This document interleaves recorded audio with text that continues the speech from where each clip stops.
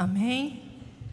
Invito a tutti ad alzare in piedi in questo momento e di fare un applauso al Signore Gesù, perché tu sei arrivato fin qua questa sera. Amém? Alleluia.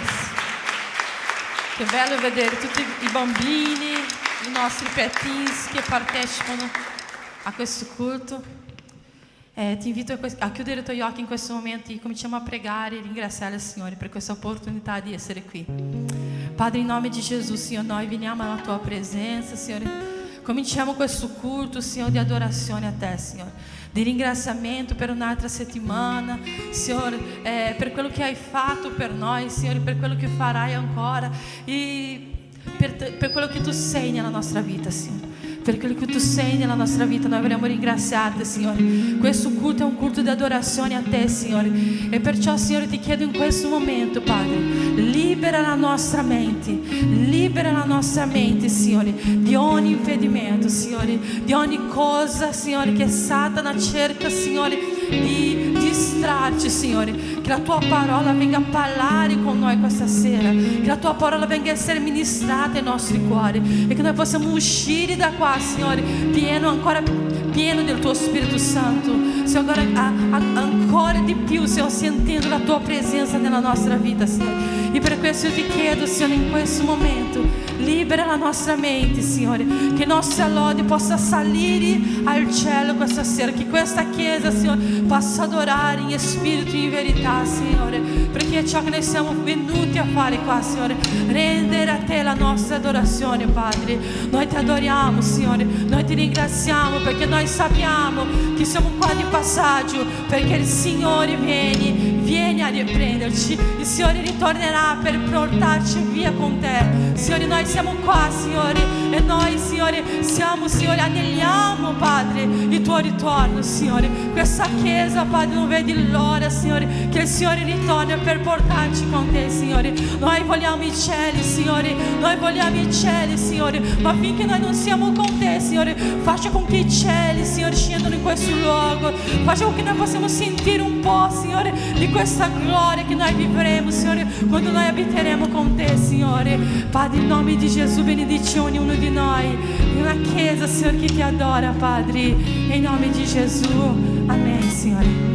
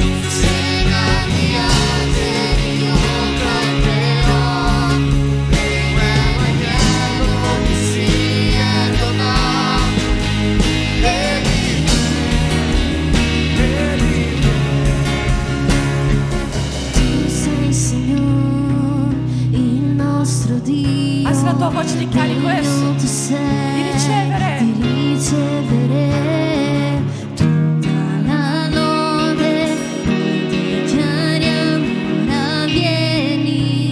ora vieni.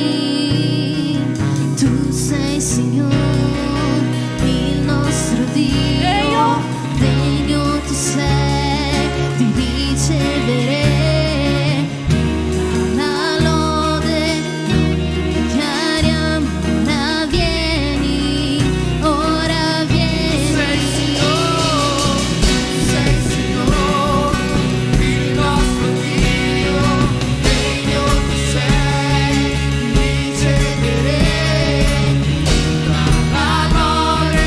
Noi dichiariamo, ora vieni. Tu sei Sei Signore, il nostro Dio, degno tu sei di ricevere la lode. Noi dichiariamo, ora vieni. Tu sei Signore, il nostro Dio, degno tu sei di ricevere noi dichiariamo, ora vieni. So che presto arriverai, chi sarà pronto con lui andrà nella sua gloria ad abitare.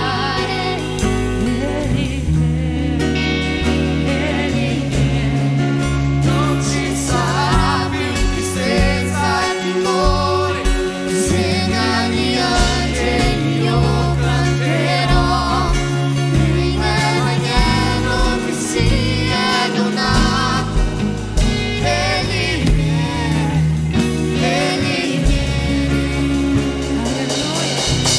Amen, amen. Questa canzone all'inizio dice che io non mi affezionerò alle cose di qui perché so che c'è un posto che mi aspetta. E io e John ieri stavamo parlando della situazione del mondo oggi e questo mi ha fatto molto riflettere e ho detto, io sono tranquilla perché io so che se Gesù tornasse anche oggi io andrei con Lui. Io sono felice perché so che ho le cose a posto e io un giorno andrò con Lui. E come questa canzone dice, non dobbiamo affezionarci a questo mondo che molte volte ci disprezza, questo mondo che molte volte ci perseguita per quello che noi crediamo. Non dobbiamo preoccuparci delle cose di questo mondo, perché lo stesso Gesù dice che tutte le nostre preoccupazioni dobbiamo gettarle su di Lui perché Lui si prende cura di noi. Amen. Noi abbiamo un Dio che si prende cura di noi e che presto ritornerà per prenderci con Lui. Quindi io ti dico oggi, tutte le tue ansietà, tutto ciò che ti preoccupa, lascia nelle mani di Dio perché Lui ha cura di te. Non affezionarti alle cose di questo mondo. E la stessa Bibbia dice, non conformatevi a questo mondo, ma siate rinnovati, abbiate una mente rinnovata attraverso la potente parola di Dio. Quindi in nome di Gesù oggi possiamo cantare di nuovo, tu sei Signore, il nostro Dio, e degno tu sei di ricevere tutta la lode. Noi dichiariamo, ora vieni Signore. Alza la tua voce e dichiara, tu sei Signore. Tu sei Signore, il nostro Dio, degno tu sei di ricevere la lode. Noi dichiariamo, ora vieni. Tu sei Signore, il nostro Dio, degno tu sei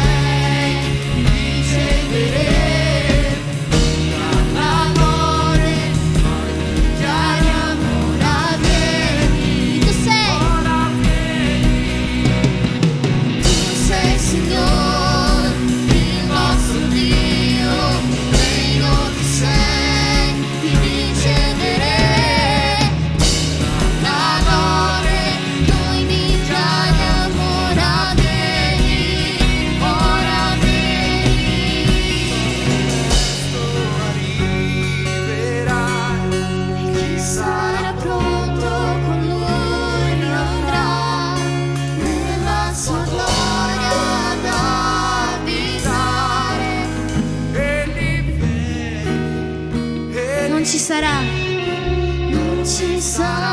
più tristezza e timore. Insieme agli angeli io canterò dell'agnello che si è donato. Egli viene.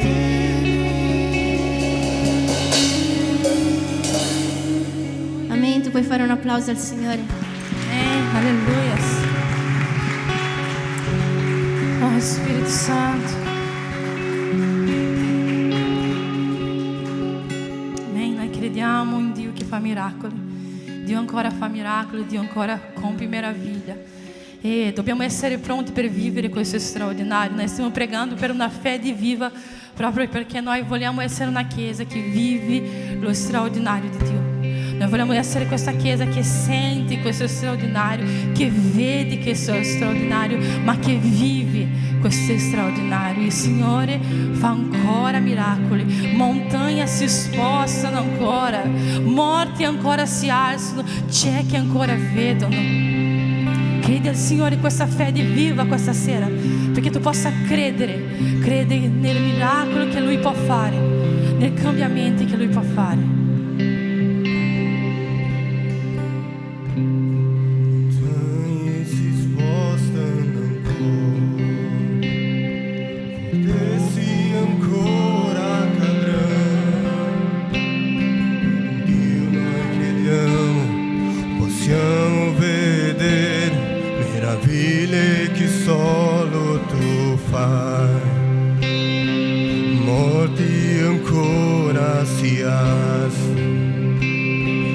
Noi vinceremo i giganti.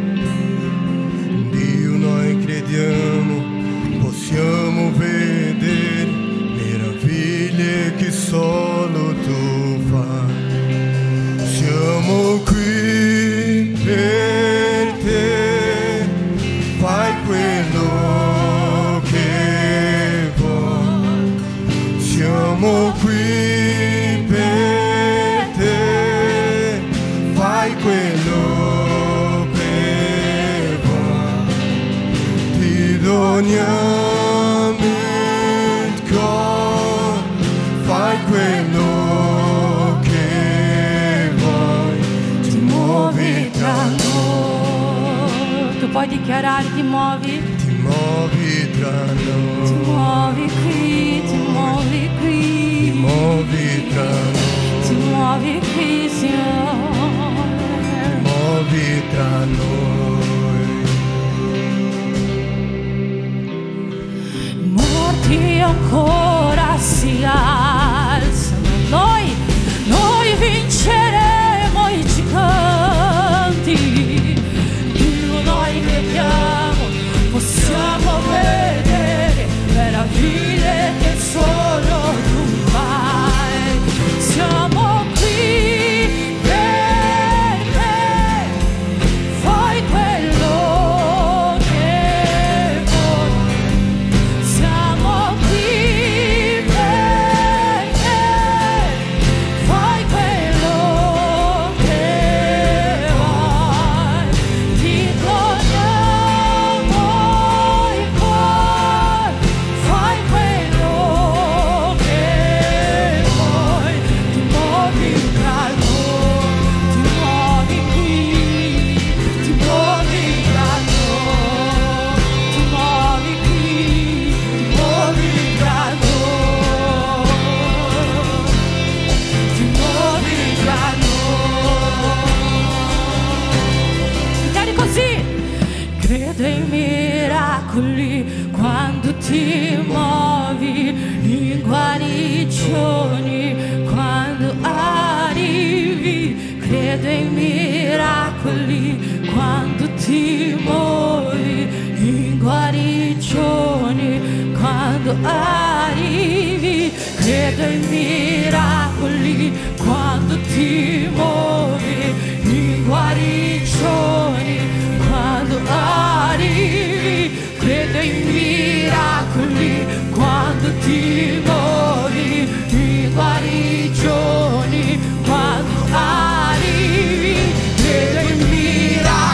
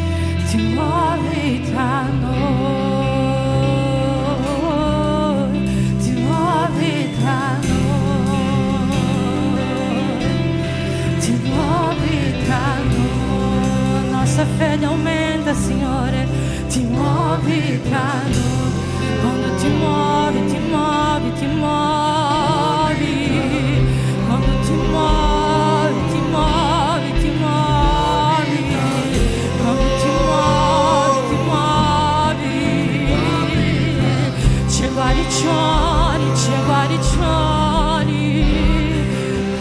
Quando ti muovi c'è miracoli. Quando ti muovi tutto cambia. Quando ti muovi, il cielo viene su di noi. Credo in miracoli quando ti muovi in guarigione. Credo in miracoli quando ti muovi in guarigione. Quando guari, credo in miracoli in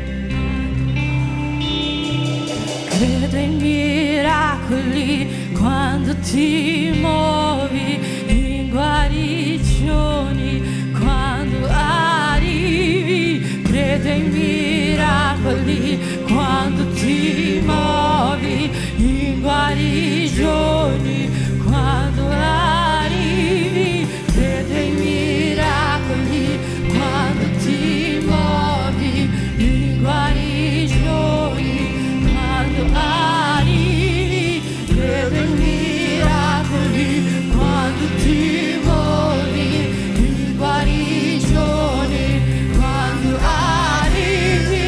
Credo in miracoli quando ti muovi in guarigioni, quando arrivi. Credo in miracoli quando ti muovi in guarigioni, quando arrivi. Credo in miracoli quando ti muovi in guarigioni, quando arrivi.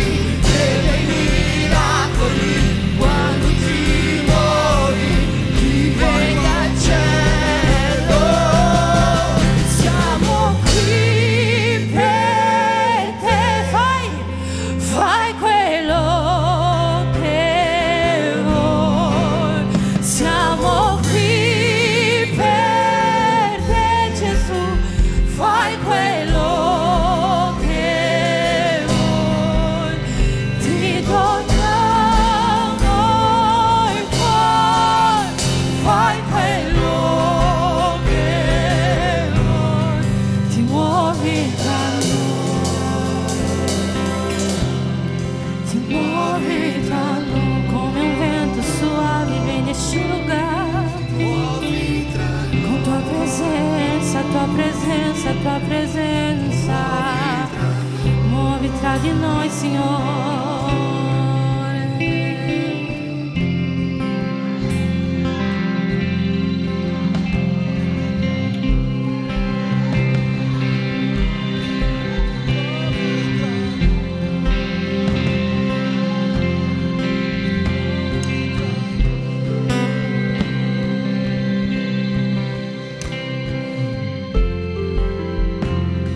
Amen. Lo Spirito Santo ci sta dicendo che Lui è qua e che sta muovendo in mezzo a noi. Che questa sera possa essere una serata in cui Lui ha la libertà di agire nei nostri cuori, ha la libertà di agire nelle nostre vite. Puoi dichiarare così: Spirito Santo, sono qui per te. Fai di me ciò che vuoi. Fai di me ciò che vuoi. Amen. Facciamo un applauso al Signore.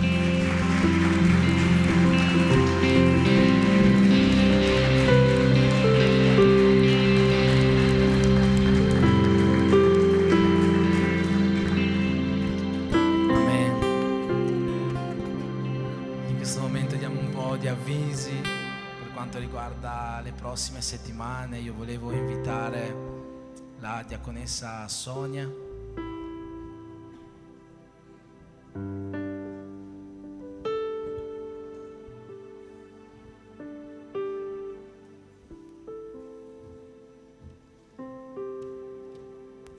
Buonasera a tutti, come state? Posso chiederti grazie mille. Il 22 di ottobre sarà un sabato, ci troveremo qui con i giovani per fare uno studio induttivo. È stato tanto richiesto, finalmente dopo un po' tornerà. Per chi non sapesse che cos'è uno studio induttivo, per chi non c'era la scorsa volta, è uno studio della Bibbia in una maniera molto, molto particolare. Ci concentriamo solo su un testo e restiamo ancorati su quello. E la scorsa volta i ragazzi sono rimasti davvero colpiti, quindi vi invito a venire il 22 alle 16 qui.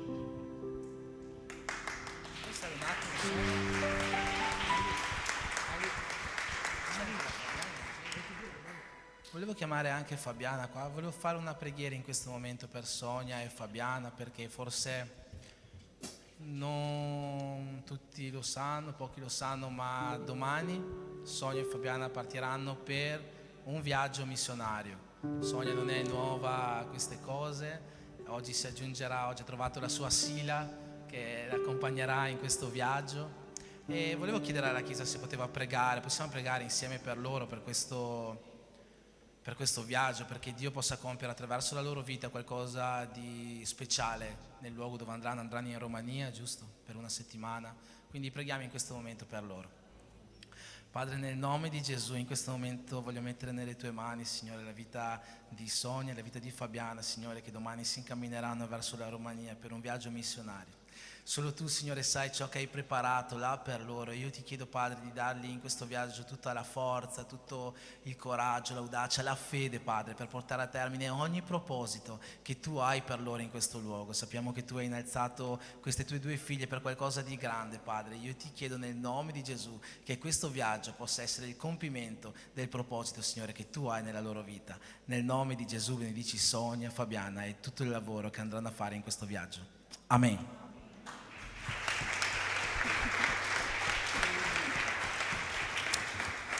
Missionario Marinei.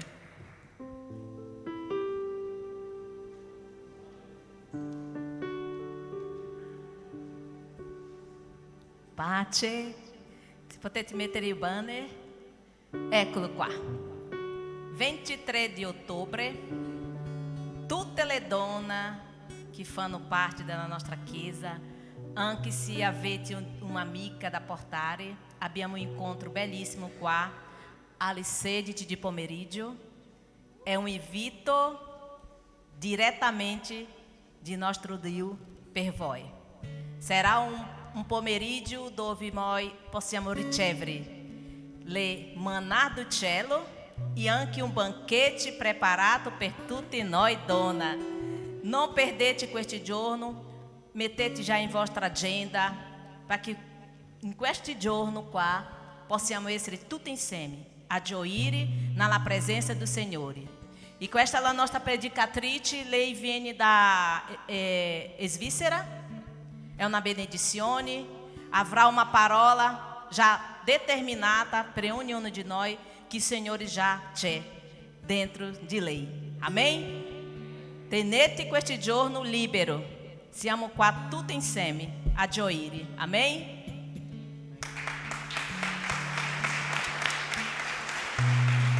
Amen, quindi tutte le donne sono invitate il giorno 23.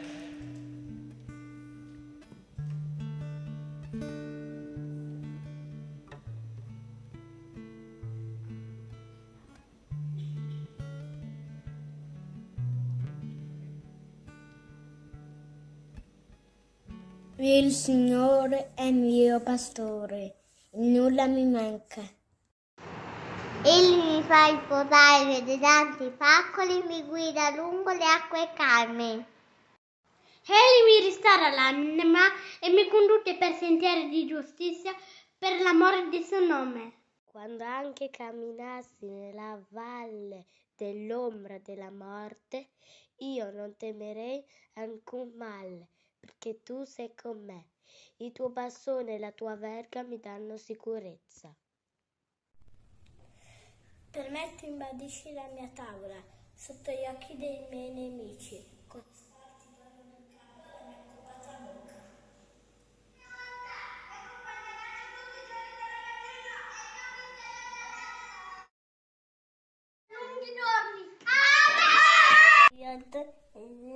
Amen.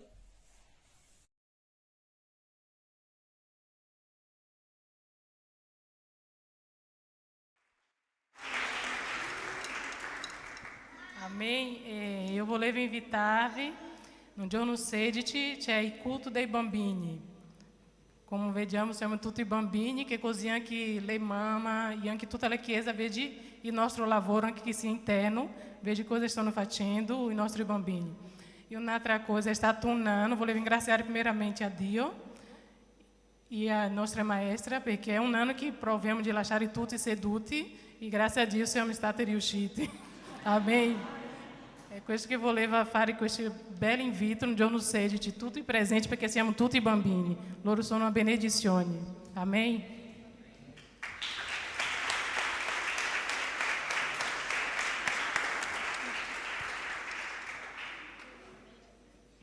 Pace a tutti.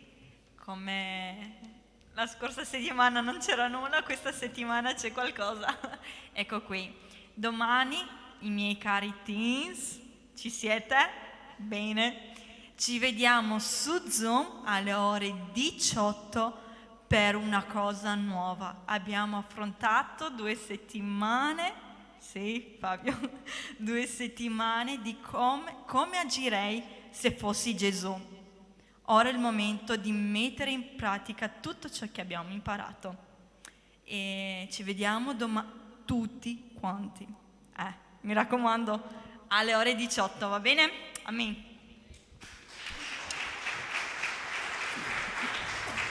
Lì c'è un banner da presentare, ci sono dei coniglietti lì nei banner.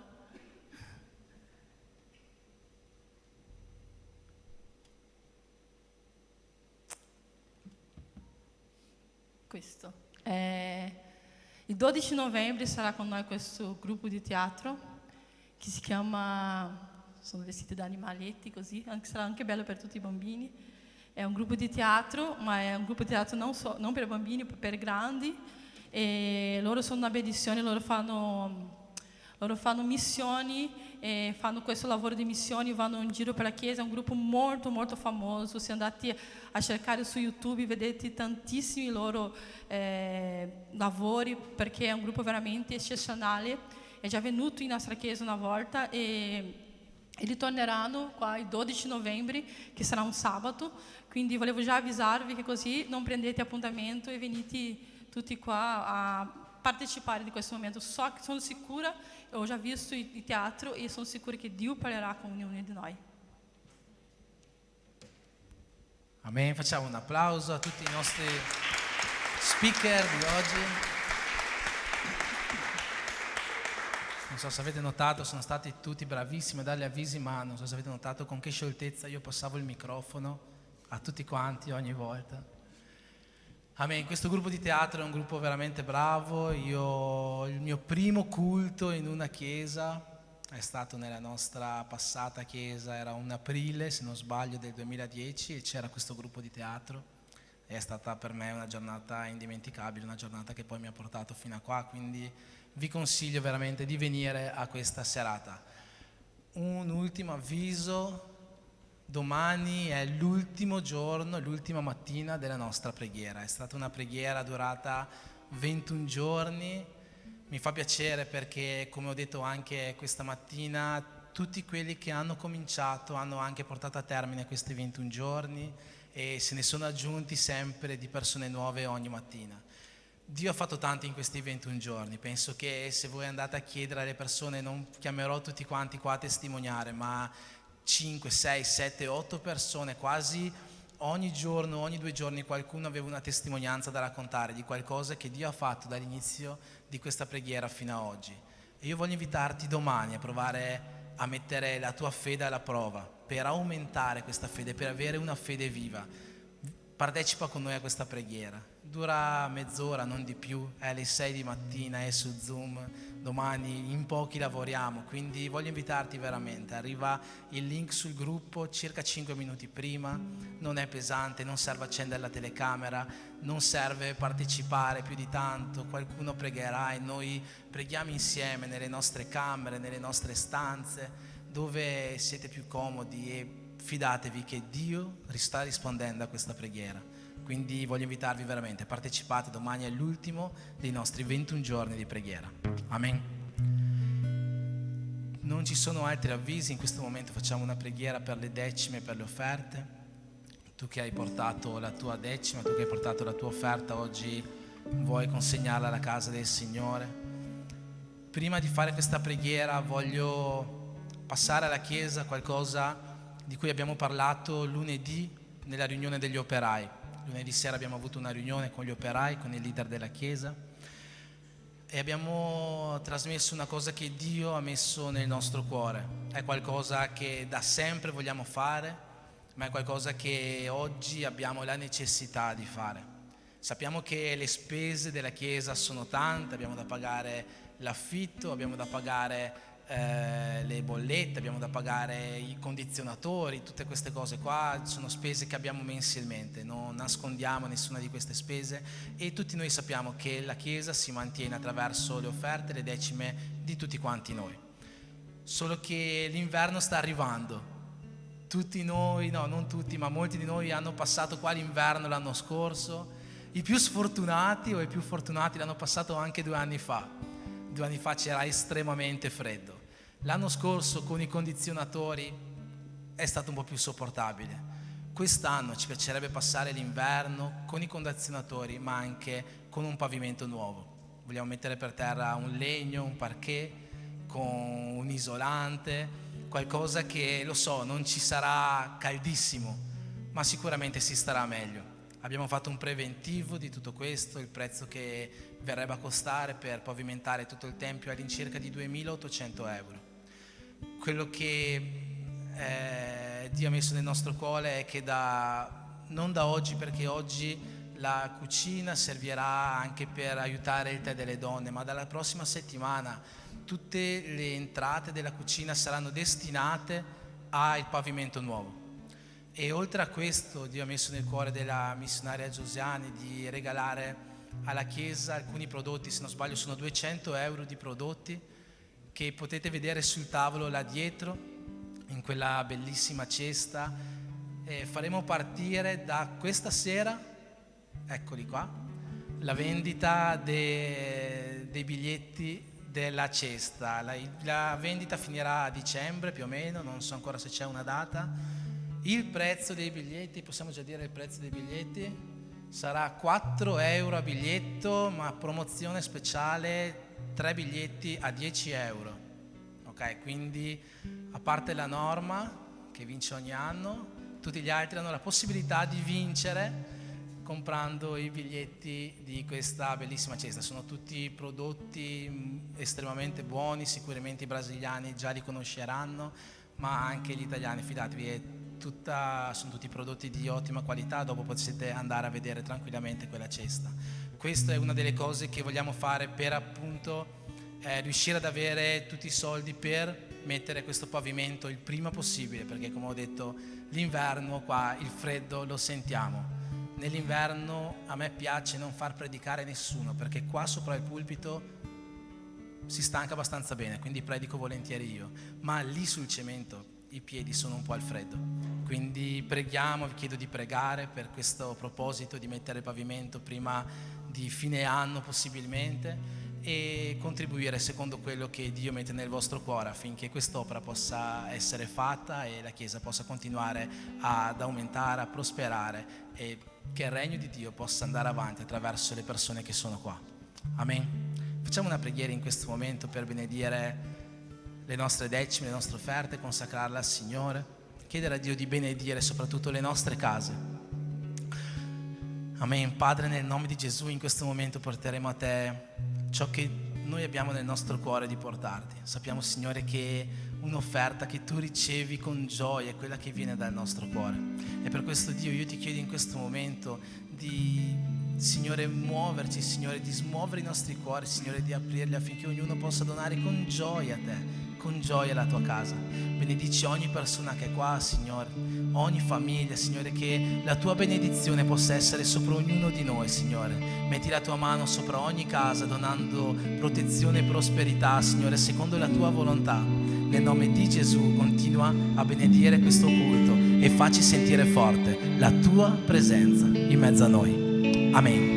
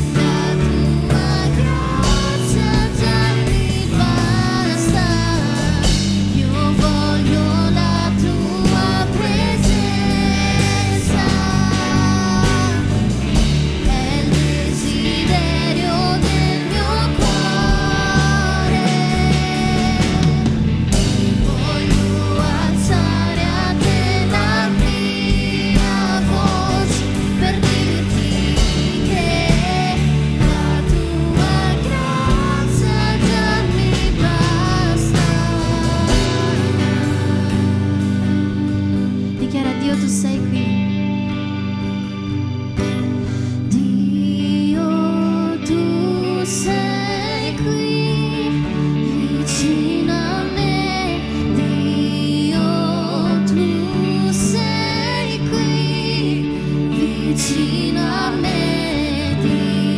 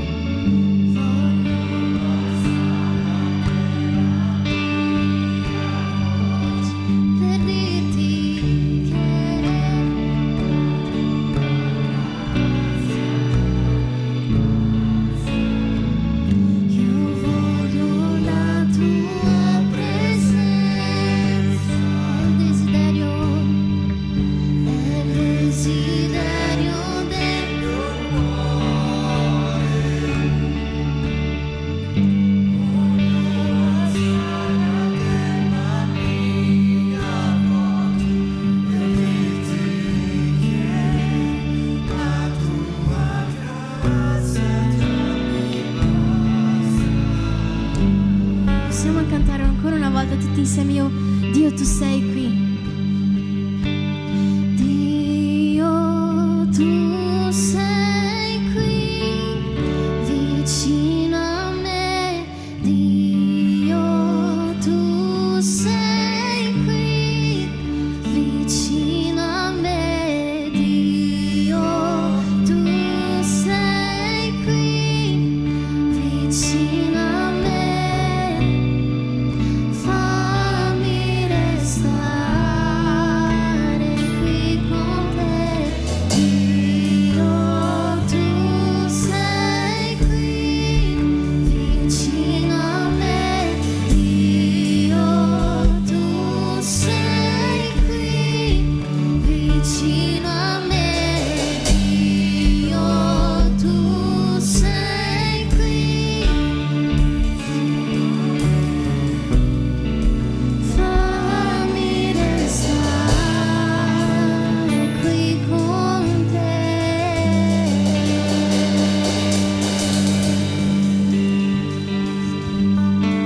Amen, alleluia. Facciamo un applauso al Signore.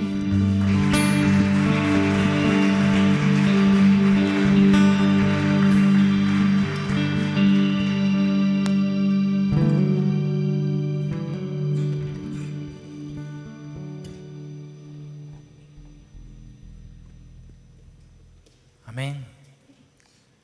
Possiamo sederci.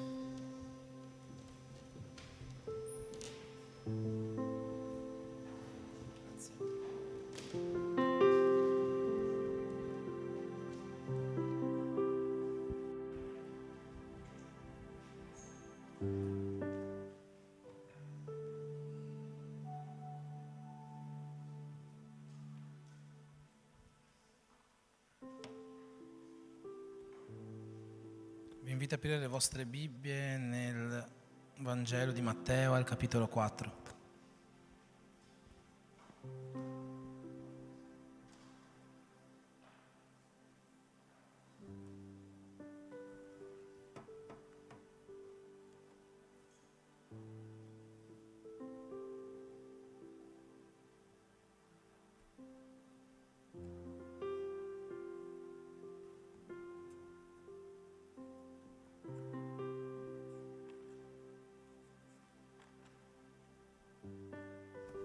Amen.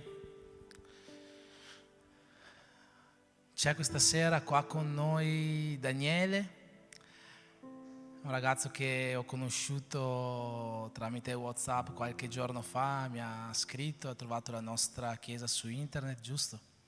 E ha voluto venire a vedere com'è un culto. Oggi è qua in mezzo a noi. E cos'è che può dire la chiesa, Daniele? Sei benvenuto nel nome di Gesù.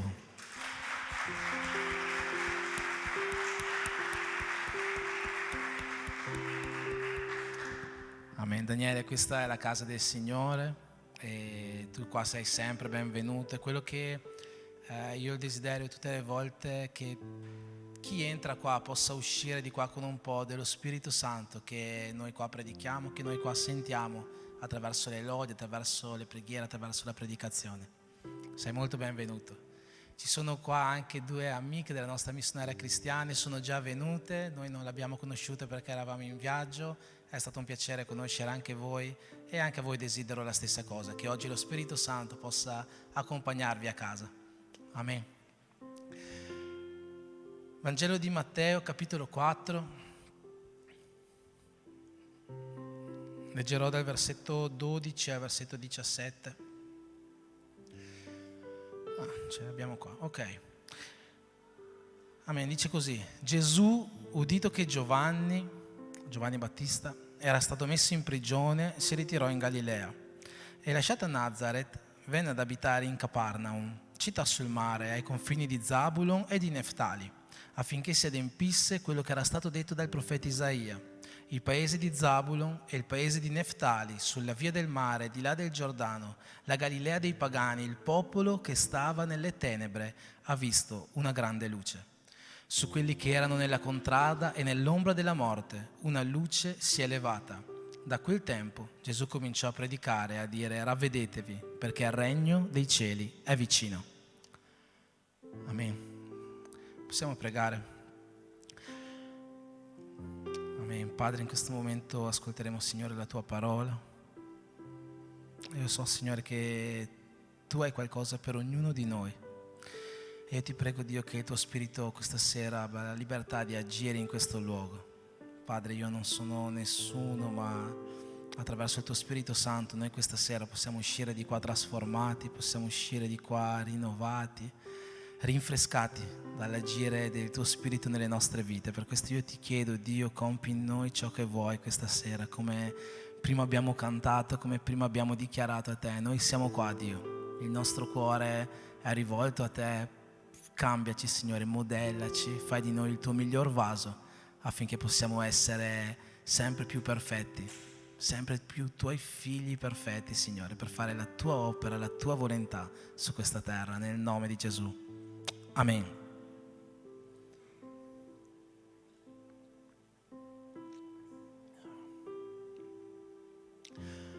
Amen. Qua Matteo scrive questo testo che si sussegue al battesimo di Gesù e poi alla tentazione di Gesù. Se vi ricordate, per chi c'era la settimana scorsa, avevo cominciato predicando cominciando da Matteo capitolo 4, proprio il passaggio dopo di questo. Qua vediamo Gesù che comincia il suo ministero. Sta cominciando, sono arrivati i suoi 30 anni e sta cominciando il suo ministero effettivamente su questa terra, sta compiendo i primi miracoli, sta compiendo le prime guarigioni. E dov'è che lo fa? Lo fa in questa città, Cafarnaum, una città che, come era stato profetizzato dal profeta Isaia, si trova al confine tra Neftali e Zabulon. Neftali e Zabulon erano due regioni, si può dire, della Palestina. Non è corretto dire regioni in realtà, perché la Palestina aveva alcune regioni. Neftali e Zabulon in realtà facevano parte delle 12 tribù di Israele, e queste 12 tribù nelle quali era divisa anticamente, ancora più anticamente di qua la Palestina o il regno di Israele, Neftali e Zabulon erano due di queste tribù, e Cafarnaum si trovava appunto al confine di queste due tribù. Cafarnaum era una delle città commerciali dell'epoca, era una delle città più numerose dell'epoca, era una delle città in cui passavano tutti i transiti, tutti i traffici, perché le persone i commercianti arrivavano dal Mediterraneo, si fermavano sulle coste della Palestina, di Israele, e poi da lì andavano tutti a Cafarnaum o Caparnaum. E da questa città partivano tutti i traffici commerciali che attraversavano il Mar di Galilea oppure andavano su terraferma. Era una città di molto molto movimento. È qui che Gesù comincia il suo ministero su questa terra. E quando Matteo scrive questo passo, riporta appunto questa profezia di Isaia che dice così: il paese di Zabulon e di Neftali, sulla via del mare, di là del Giordano, la Galilea dei pagani, il popolo che stava nelle tenebre ha visto una grande luce. Una luce si è elevata su di loro. Ma chi era o cos'era questa luce? Questa luce è Gesù. La luce che si è elevata, questa grande luce è Gesù. E infatti questa profezia è riferita all'inizio del ministero di Gesù su questa terra. Ma che cosa particolarmente di Gesù è questa luce? I miracoli di Gesù sono forse questa luce? Le grandi guarigioni che faceva Gesù sono forse questa luce che si è elevata su Zabulon, su Neftali? No, niente di tutto questo. La grande luce che si è elevata, che era Gesù, non erano tanto i miracoli di Gesù, non era tanto la cura che faceva Gesù, ma era la salvezza che Gesù portava a quelle persone. La salvezza è la grande luce. Noi sappiamo che Gesù è la luce, c'è scritto in Giovanni al capitolo 8, Gesù stesso dice: io sono la luce del mondo. E nella Bibbia abbiamo tantissimi riferimenti a Gesù e a Dio come luce. In Esodo al capitolo 13 vediamo il popolo di Israele che è guidato da una colonna di fuoco. Quando esce dal deserto c'è questa colonna di fuoco che guida il popolo di Israele, era Dio. era Gesù, era la luce. Vediamo riferimenti alla luce in tantissimi passi della Bibbia. Al Salmo 119, il versetto 105, dice così: la tua parola è lampada ai miei passi, è la luce davanti a me, è la guida davanti a me. È Gesù che è la nostra luce, la parola è Gesù d'altra parte, no? In Giovanni al capitolo 1 noi sappiamo che il verbo, cioè la parola, è Gesù. Troviamo Gesù come luce, Dio come luce in tante parti della Bibbia. In Giovanni, in prima Giovanni c'è scritto: Dio è luce, Dio è luce e in Lui non ci sono tenebre. Dio è la luce, Gesù è la luce. Forse è il versetto che più ci fa capire che la luce però è la salvezza. Lo troviamo al Salmo 27, perché il versetto 1 dice così: il Signore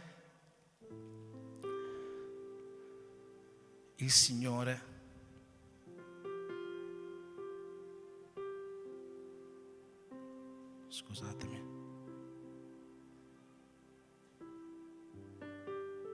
il Signore è la mia luce, la mia salvezza, di chi temerò? Il Signore è la mia luce, la mia salvezza. Gesù era la luce, ma la luce che Gesù portava non erano i suoi miracoli, non erano le sue guarigioni, non erano tutte quelle grandi cose che faceva. La luce che Gesù portava era la salvezza, e capiamo questo perché Gesù diceva così: ravvedetevi, perché il regno dei cieli è vicino. Il ministero di Gesù non è cominciato con grandi segni, è cominciato con una parola: ravvedetevi. Perché ravvedersi? Per un miracolo? No. Perché ravvedersi? Per una cura? No. Perché ravvedersi? Per avere la salvezza, per riuscire ad entrare nel regno dei cieli.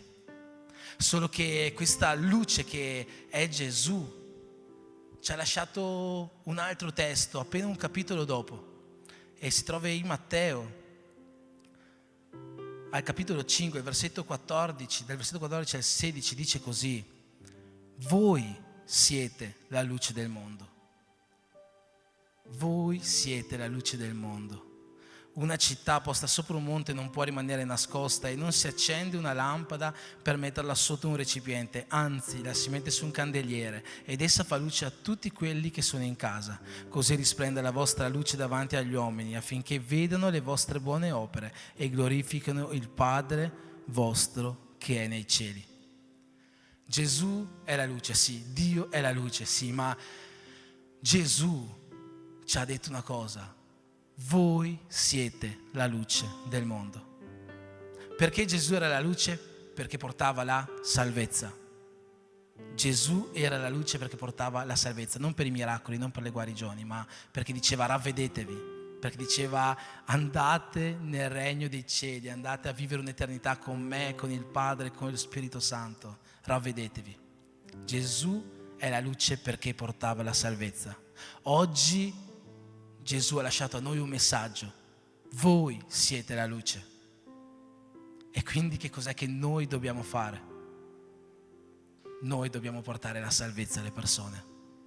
Come Gesù era la luce che portava la salvezza, oggi Gesù dice: voi siete la luce. E quindi ciò che noi dobbiamo fare, come Lui era la luce e portava la salvezza, così noi oggi siamo la luce, e noi siamo coloro che siano chiamati a portare la salvezza. Amen. State seguendo quello che sto dicendo? Se si potesse mettere un titolo a questa parola, sarebbe portando mio fratello in cielo. Portando mio fratello in cielo. Perché tu sei stato salvato secondo te?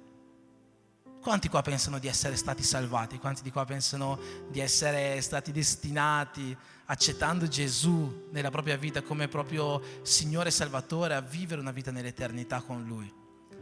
Ecco, perché tu pensi di essere stato salvato? Per andare in paradiso, chiamiamolo così? Allora perché non ci sei già? No, se tu sei stato salvato per andare in paradiso, una volta che hai accettato Gesù, dovevi già andarci. O no? Eppure sei ancora qua. Allora le cose sono due: o non sei stato salvato veramente, ma io spero di no, Cioè, spero di sì, nel senso che siamo stati salvati veramente. O forse la nostra permanenza su questa terra ha uno scopo che va oltre la nostra salvezza individuale, la nostra salvezza personale, altrimenti non avrebbe senso continuare qua se già siamo stati salvati da Dio. E qual è lo scopo che noi abbiamo su questa terra? Se non portare altre persone a raggiungere questa salvezza. C'è una frase che io ho sentito una volta e che già ho ripetuto varie volte, perché è una frase che la prima volta che ho sentito è stato come un pugno in faccia per me. Mi ha dato così fastidio. E ho detto, caspita, questo predicatore che aveva detto questa frase, questo predicatore non è di Dio. Eppure questa frase mi è rimasta in mente e mi accompagna fino ad oggi. E così durante il mio percorso di crescita cristiana ho capito che forse questa frase che un tempo mi aveva dato fastidio, quando ero un po' più un bambino spirituale, aveva un valore un po' più importante. Questa frase che avevo sentito da questo pastore era un cristiano che non ha capito la sua chiamata è un cristiano inutile. Un cristiano che non ha capito la sua chiamata è un cristiano inutile. A quanti piace sentirsi chiamare inutile? Anche a me non piaceva sentirmi chiamare inutile, neanche adesso mi piace sentirmi chiamare inutile, eppure è la verità.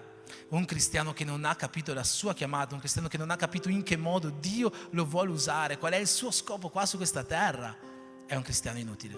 Agli occhi di Dio è un cristiano inutile. Perché come può Dio usarsi di noi se noi non abbiamo inteso qual è il modo in cui Dio ci vuole usare? Se noi non abbiamo capito qual è effettivamente la nostra chiamata. Io uso spesso questa frase quando parlo di una chiamata molto specifica, quando parlo di un qualcosa che ci brucia dentro, qualcosa che veramente possiamo dare a Dio affinché Lui ci possa usare al 100%. Eppure questa frase si può usare anche molto più in generale, perché è inutile parlare di una chiamata specifica se noi non abbiamo ancora inteso qual è la chiamata più grande che Gesù ci ha dato. È inutile dire Dio mi ha chiamato per cantare se noi non abbiamo inteso qual è la chiamata più grande che Gesù ci ha dato. È inutile dire Dio mi ha chiamato per predicare, o Dio mi ha chiamato per andare in missioni in altri paesi, o Dio mi ha chiamato per fare questo, se noi non abbiamo inteso qual è la chiamata più grande che Dio ci ha dato, che va al di là del cantare, del predicare, del fare missioni, di aiutare, di fare la carità. La chiamata più grande che Dio ci ha dato è quella che noi troviamo in Matteo al capitolo 28, dal versetto 16 in avanti, quando Gesù ci dice andate per il mondo, fate discepoli, battezzateli nel nome del Padre, del Figlio e dello Spirito Santo, insegnandoli tutte le cose che io ho insegnato a voi, insegnandoli i miei comandamenti, insegnandoli i miei precetti, insegnandomi in che modo muoversi, in che modo agire, in che modo comportarsi, in che modo essere cristiani, in che modo essere salvati per salvare gli altri. Questa è la chiamata più grande che Dio ci ha fatto. Questa è la chiamata più grande. Quindi la chiamata più grande non è cantare, la chiamata più grande non è predicare, la chiamata più grande non è tutte queste cose. La chiamata più grande non è neanche essere salvati per andare in cielo. Cioè questa chiamata che Gesù ci ha fatto ci fa capire che il nostro scopo sulla terra non è quello di noi essere salvi. La nostra chiamata è quella di salvare gli altri. La nostra chiamata è quella di salvare gli altri. A me mi fa impazzire Dio. C'è una cosa di Dio che mi fa impazzire, perché Lui è onnipotente, Lui può ogni cosa, Lui ha creato il mondo in 7 giorni, Lui può tutto. Quanti di noi hanno già ricevuto cure da parte di Dio? Quanti? Cure che impossibili da curare. Tanti. Quanti di noi hanno già vissuto miracoli da parte di Dio? E questo perché Dio è onnipotente e può fare tutto questo. Eppure il Dio onnipotente che può fare tutto questo si fida di noi. Perché questa missione di salvare gli altri è qualcosa che Lui potrebbe fare con uno schiocco di dita. Lui potrebbe venire, salvo lui, salvo lui, salvo lui, salvo lui. Potrebbe anche dire salvo tutti. Eppure Dio lascia a noi il compito di fare questo. È chiaro che dopo, affinché una persona si ravveda veramente, viva veramente l'essere nuovo creatura, c'è bisogno dell'agire dello Spirito Santo.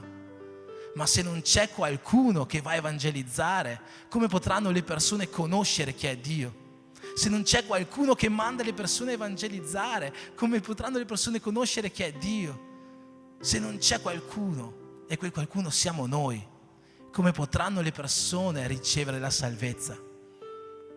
Quando Paolo scrive ai Corinzi, scrive Paolo ha piantato, Apollo ha annaffiato e Dio ha fatto crescere.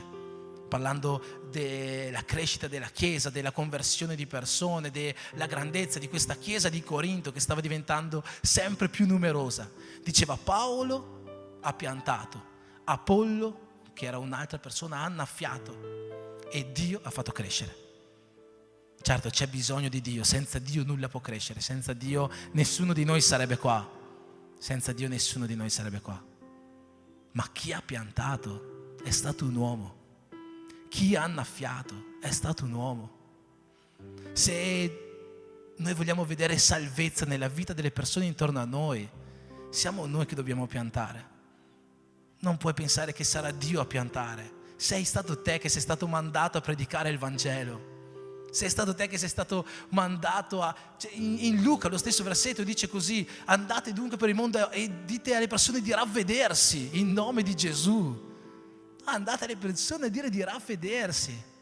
Cito il presbitero Fabiano che è là dietro. A me piace tantissimo vedere Fabiano quando fa i post su Facebook, perché qualsiasi foto metta o qualsiasi cosa metta sul post sottoscritto ravvediti, c'è ancora tempo. Questo è quello che Gesù ci ha mandato a fare. Noi dobbiamo dire alle persone ravvediti, c'è ancora tempo. Noi dobbiamo dire alle persone guarda, stai sbagliando, guarda, stai vivendo una vita nel peccato, guarda, puoi cambiare. Noi dobbiamo mostrare questo Gesù di cambiamento alle persone. Noi dobbiamo mostrare questo Dio di trasformazione alle persone. Siamo noi che dobbiamo portare la salvezza nella vita degli altri. Siamo noi che dobbiamo portare i nostri fratelli, le nostre sorelle in cielo. Noi dobbiamo piantare, noi dobbiamo far crescere. Siamo noi. È incredibile che questo Dio onnipotente affida a noi questo compito. A noi che siamo piccoli, a noi che siamo sbagliati, a noi che ai suoi occhi sicuramente siamo insignificanti. Eppure Dio si fida di te. Dio si fida di te per questo. Il più grande regalo che Dio ci ha dato è la grazia. E Dio fa di noi promotori della grazia. Perché se tu sei stato salvato è stato per grazia, no? Però, ascolta, se tu vuoi che tuo fratello sia salvato, dovrà essere attraverso le tue opere. Tu sei stato salvato per grazia, non sei stato salvato per opere. C'è scritto così nella Bibbia. Ma se tu vuoi che tuo fratello, che tua sorella, che quella persona sia salvata, dovrà essere attraverso le tue opere. Io ho sempre detto, ho sempre dichiarato che se non fosse per mia moglie, io oggi non sarei qua.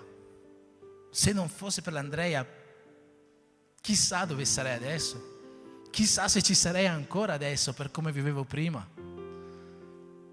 Ma Dio ha usato le sue opere per darmi la grazia. Dio ha usato le sue opere per darmi la grazia. Dio ha usato le sue parole per darmi la grazia. Dio ha usato il suo esempio per darmi la grazia. E fino a oggi usa le sue parole e il suo esempio per darmi grazia ogni volta che sbaglio.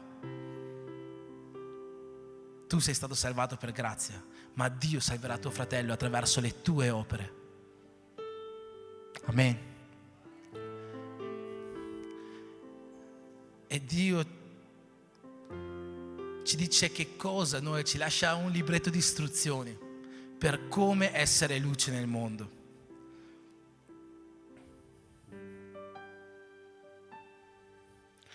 Dice così in Matteo 5, quello che abbiamo letto prima. Voi siete la luce nel mondo. Una città posta sopra un monte non può rimanere nascosta. Una città posta sopra un monte non può rimanere nascosta. Quando io leggevo questo versetto, io mi immaginavo sinceramente di camminare ai piedi di un monte e di vedere là sopra una casetta molto illuminata.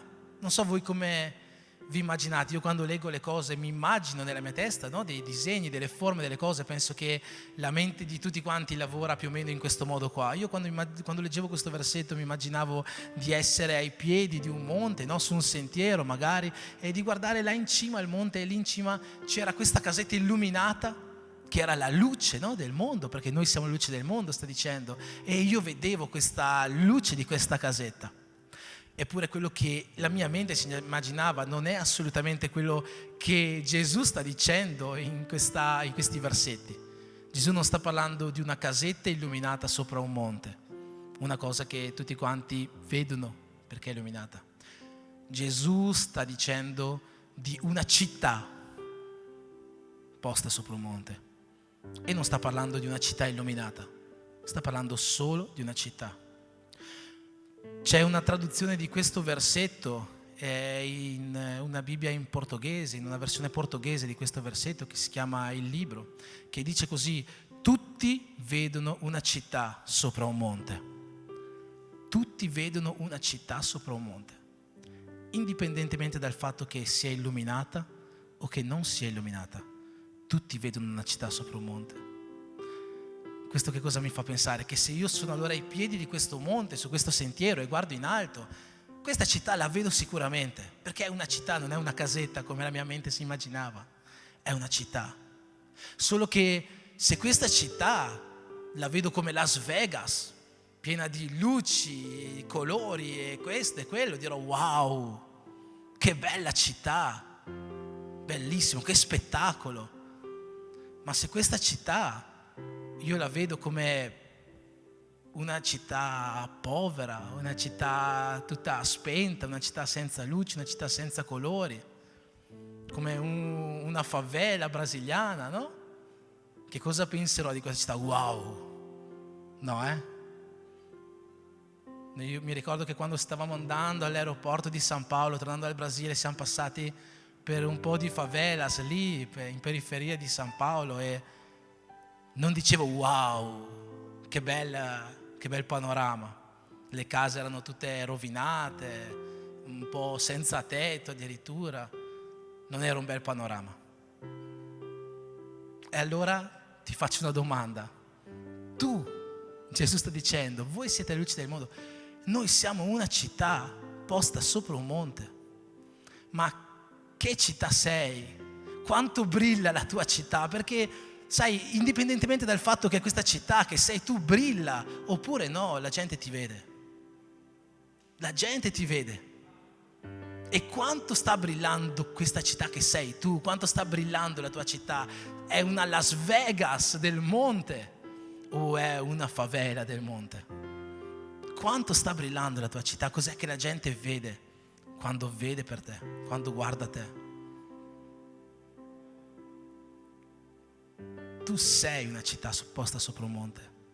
Tu sei qualcuno che la gente guarda e giudica. E lo sei dal momento che tu dichiari di essere figlio di Dio. Dal momento che tu dichiari di essere figlio di Dio, tu diventi una città posta sopra un monte. Ma che città sei agli occhi degli altri? Gesù guarderà e dirà: sì, questa è la luce del mondo. Questa città fa luce a tutta la montagna. Questa città si vede da chilometri e chilometri di distanza. O dirà: un'altra favelas. Questa città non sta facendo una grande pubblicità al regno di Dio.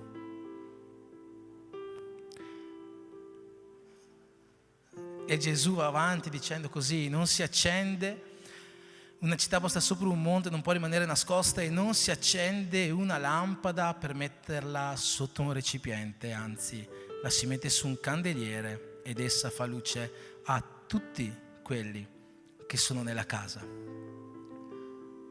Non si accende una lampada, non si accende una candela per metterla sotto un vaso, no? Dove nessuno può vederla. È interessante, prima ho voluto cominciare con quella apertura, no? Parlando un attimo di Cafarnaum, che era una città commerciale sulla via del mare. Noi sappiamo questo da una benedizione che Giacobbe aveva dato a Zabulon. Giacobbe, uno dei patriarchi, no? Aveva avuto questi 12 figli che sono poi all'incirca le 12 tribù di Giuda, e uno di questi figli era proprio Zabulon, e a Zabulon ha dato questa benedizione: tu abiterai sulla città costiera, tu sarai un porto commerciale. Questa era stata la benedizione che Giacobbe aveva dato a suo figlio Zabulon, e così è stato. E Cafarnaum era proprio questa città commerciale, era una città da cui tutti passavano, era la città più facile per far spargere le voci, perché tutti passavano da lì. E io sono sicuro che Gesù non a caso ha cominciato lì il suo ministero. Gesù poteva cominciare il suo ministero nella città più piccola, più dispersa della Galilea, e invece no, lui ha voluto cominciarlo a Cafarnaum, la città in cui tutti, vedendo le sue opere, avrebbero sparso la voce che il Messia è arrivato sulla terra. Tant'è che poco tempo dopo Gesù andò a Nazaret e gli abitanti di Nazaret gli dissero: vogliamo che fai anche qua le cose che abbiamo sentito che hai fatto a Cafarnaum, perché tutti sapevano di ciò che Gesù stava facendo, ovvero Gesù era una luce che non si è messo sotto un vaso, Gesù era una luce che non si è nascosta, Gesù era una luce che ha brillato, Gesù era una luce che si è dato da fare, Gesù era una luce che portava il suo esempio, che portava la sua salvezza, che portava il suo ravvedimento alle persone intorno a lui. Così è che noi dobbiamo essere. Questa è la luce che Dio vuole che noi siamo, non una luce nascosta. Mi ricordo che il pastor Ronaldo predicava tantissime volte: non dovete essere degli 007 della fede. Era una parola che mi colpiva sempre, perché ogni volta che sapevo che stavo sbagliando qualcosa nella mia vita spirituale, questa parola mi lacerava l'anima, era proprio una spada, no? Sappiamo che la Bibbia, la parola è una spada a doppio taglio, e tutte le volte che diceva questo, e lo diceva purtroppo molto spesso, no? Mi colpiva questa parola. Non dobbiamo essere degli agenti segreti della fede, persone che qua in chiesa sono una cosa e al di fuori di qua sono delle luci che si nascondono sotto dei vasi, sotto dei coperchi. L'Apostolo Giovanni scrive una lettera in cui dice così: Dio è luce, in Lui non ci sono tenebre. Se diciamo di avere comunione con Lui, ma camminiamo nelle tenebre, noi mentiamo e non mettiamo in pratica la verità. Dio è luce, in Lui non ci sono tenebre. E se noi diciamo di camminare con Lui, perché io credo che molti qua dicono: io cammino con Gesù, ma poi al di fuori di qua non camminano veramente con Lui e camminano nelle tenebre, vengono coperti da questo coperchio, da questo vaso, allora mentiamo e non mettiamo in pratica la verità. Per far vivere agli altri questa salvezza noi dobbiamo prima di tutto sapere che noi abbiamo questa salvezza, dobbiamo essere convinti e coscienti di chi noi siamo. Noi siamo figli di Dio.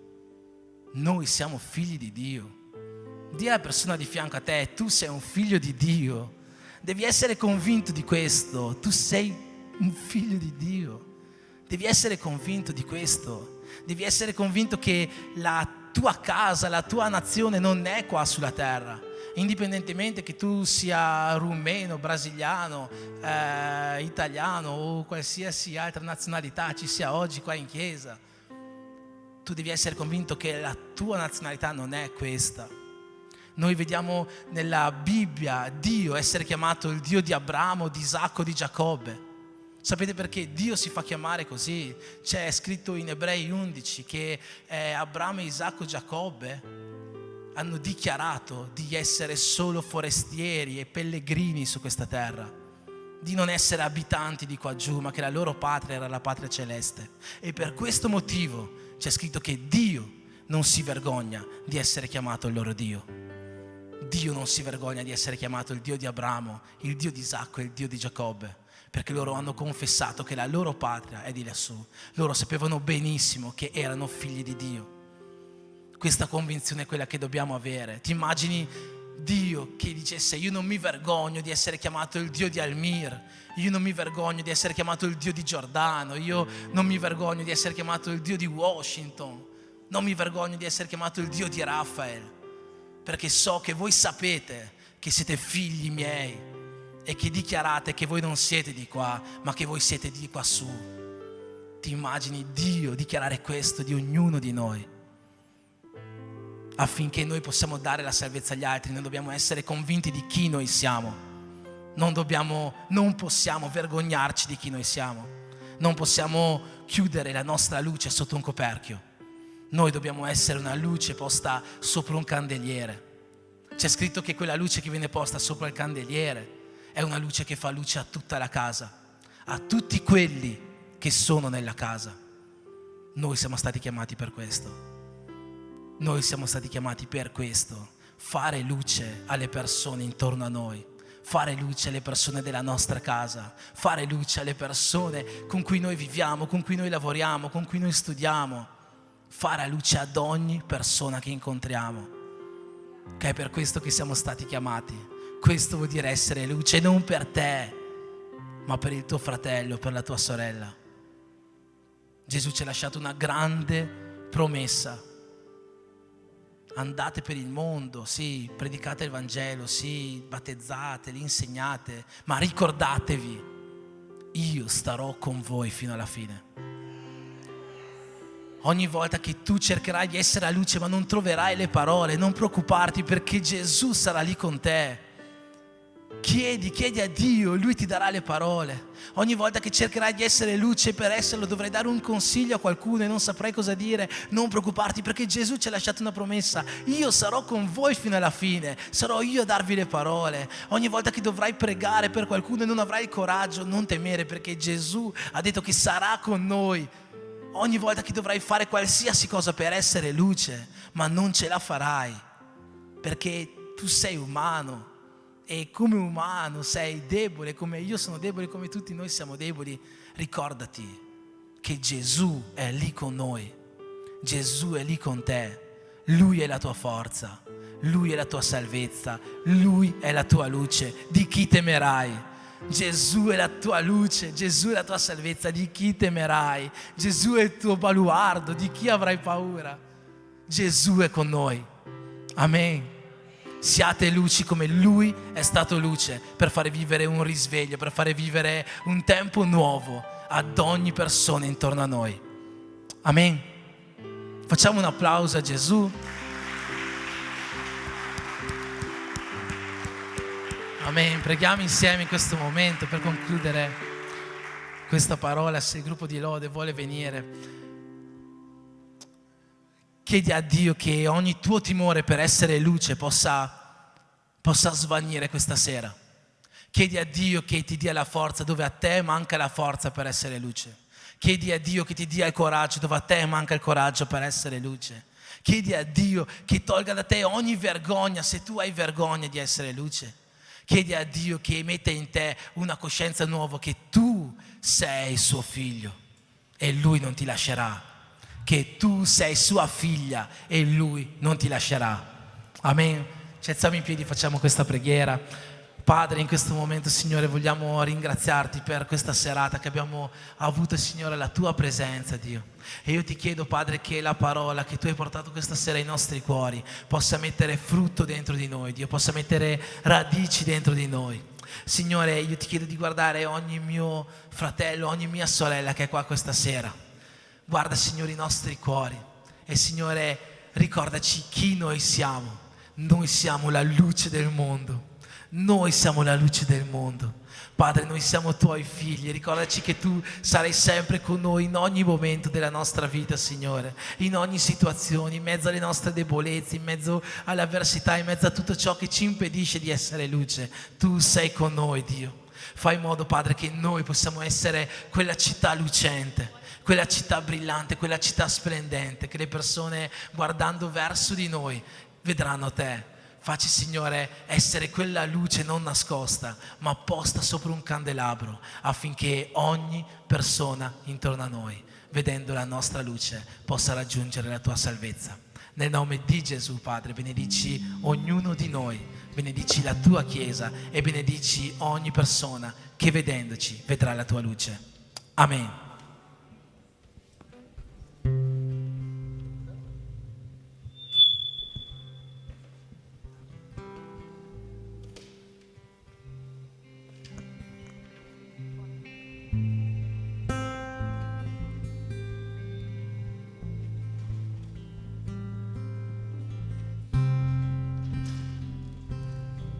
Aleluia, Santo Espírito de Deus.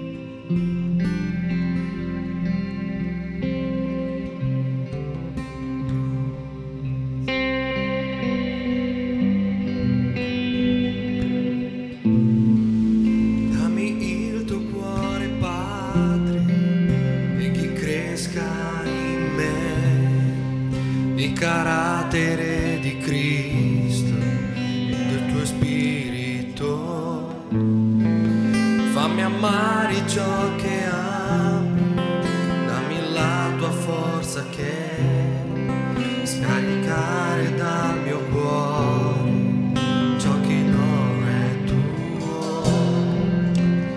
Io voglio stare vicino a te, desiderare di piacere a te. Io voglio fare la tua volontà e adorarti.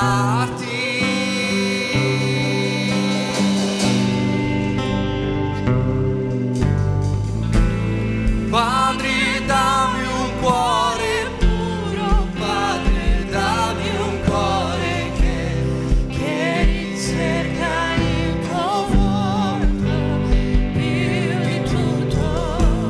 Padre, dammi mani pure, Padre, dammi mani che alzerò verso il cielo per adorarti,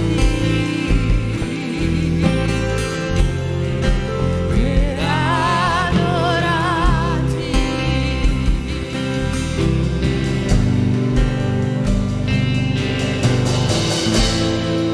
Dammi il tuo cuore, Padre, e che cresca in me il carattere di Cristo e del tuo Spirito.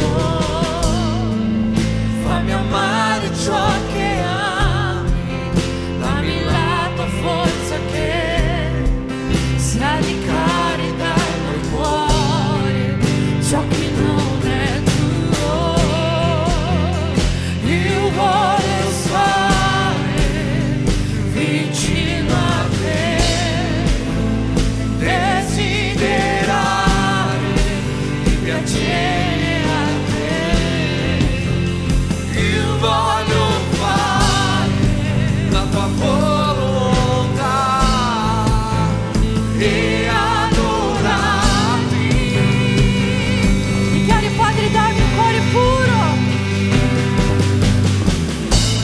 Padre, dammi un cuore puro, Padre, dammi un cuore che ricerca il tuo volto più di tutto. Padre, dammi mani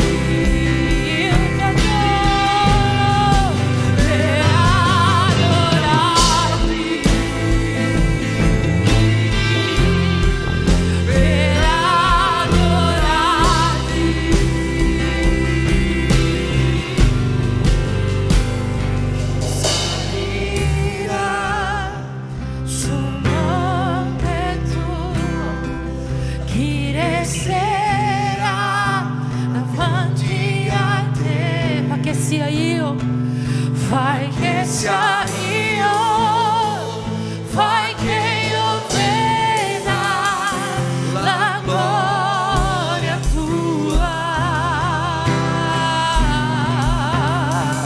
Chi salirà sul monte tuo, chi resterà davanti a te. Fai che sia io, fai che io veda la gloria tua. Chi salirà sul monte tuo, chi resterà davanti a te. Fai che sia io, fai che io veda la gloria tua. Chi salirà sul monte tuo, chi resterà davanti a te. Fai che sia io, fai che io veda la gloria tua.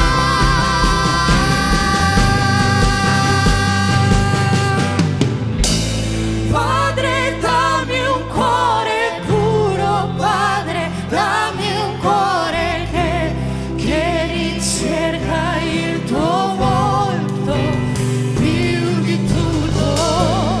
Padre, dammi mani pure, Padre, dammi mani che alzerò verso il cielo per adorarti.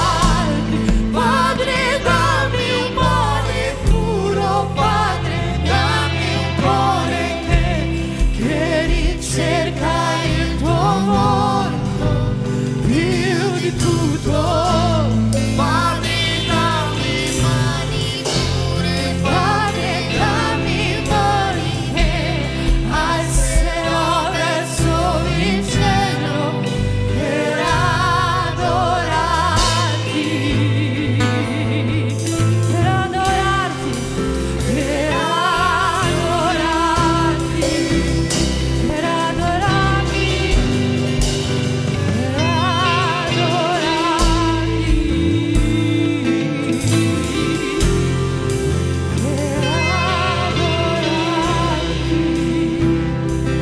con gli angeli insieme a noi.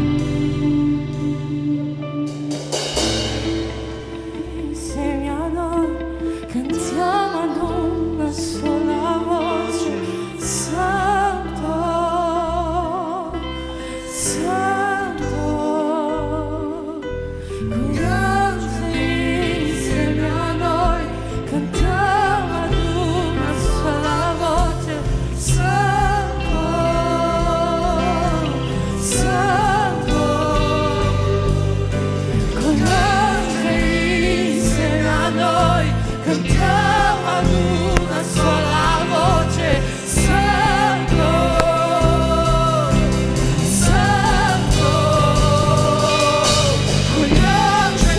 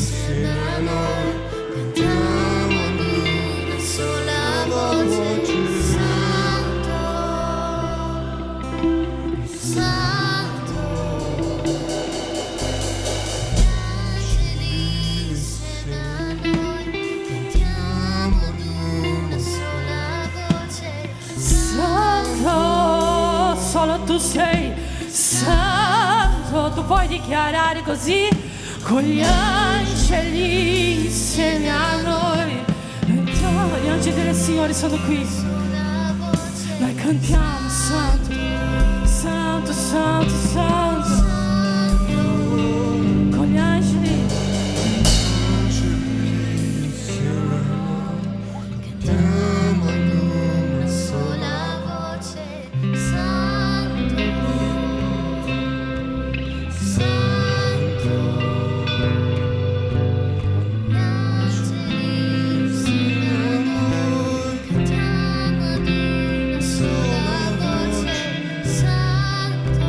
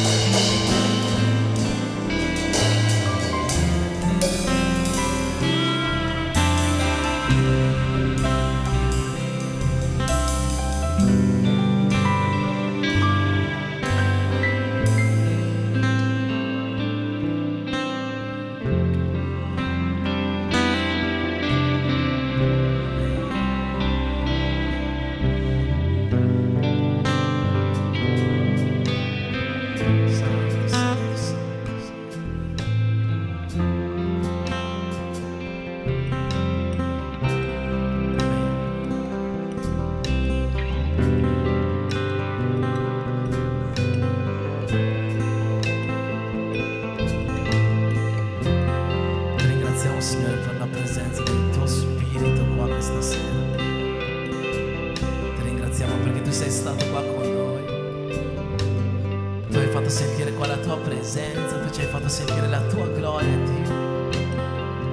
Per questo ti ringraziamo questa sera, Padre, che usciremo di qua pieni, pieni, pieni di te, Dio, trasportandoti, Spirito Santo, riflettendo la tua gloria, riflettendo la tua luce.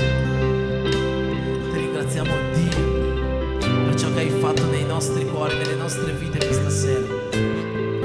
Nel nome di Gesù, Padre, che tu possa accompagnarci in ogni momento, in ogni secondo della nostra vita.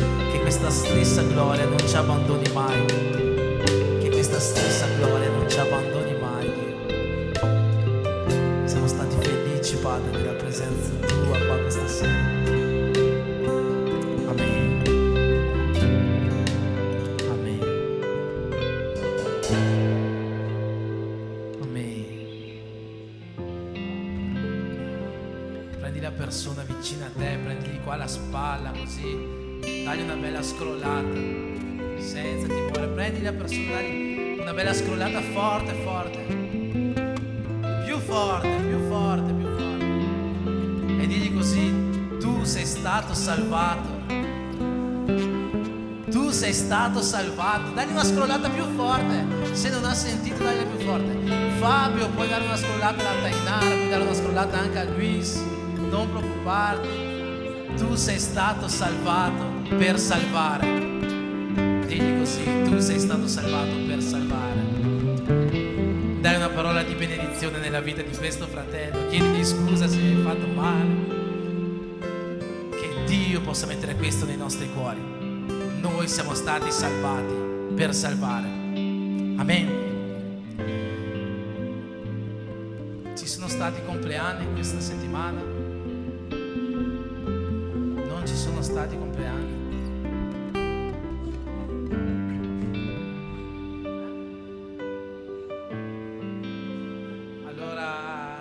Eccezionalmente chiamiamo nuovamente qua la diaconessa Sonia, che compie gli anni domani, ma domani partirà per questo viaggio, quindi non potrà prendersi gli auguri della settimana prossima, e noi non desideriamo che nessuno rimanga senza passare questa vergogna di venire qua davanti a prendersi gli auguri.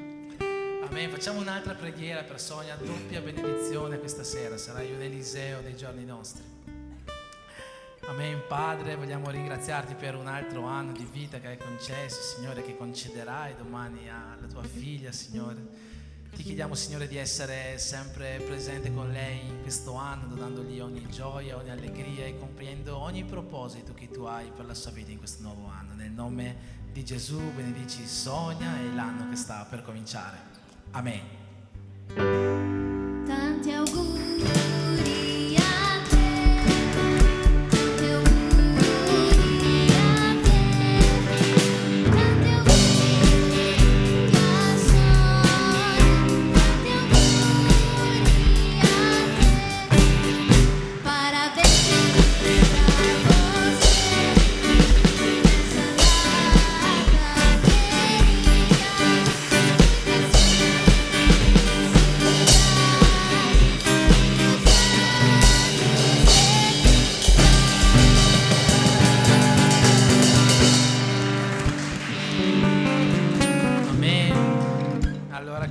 Possa benedire anche ognuno di noi, che Dio possa accompagnarci in questa settimana, che possa essere sempre presente nelle nostre case, nelle nostre famiglie, portando il suo amore, portando la sua unione, che ognuno possa ricevere una grande porzione dello Spirito Santo questa sera affinché possa accompagnarlo in questi giorni.